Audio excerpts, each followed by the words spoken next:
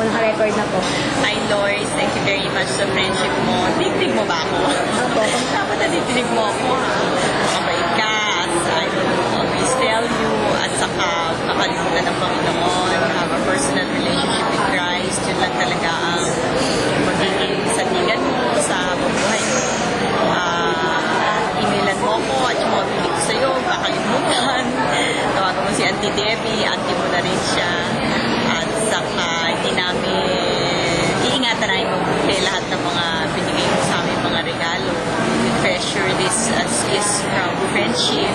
At saka, pag nagka-boyfriend ka na, ha, kailangan mag-report ka sa akin. Pakita mo sa akin kung ano itsura, dapat mabait, dapat kristyano, dapat matino, at saka dapat fun, di ba?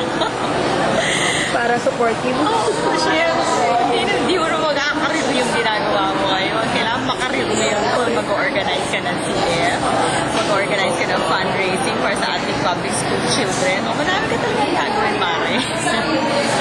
So, thank you talaga.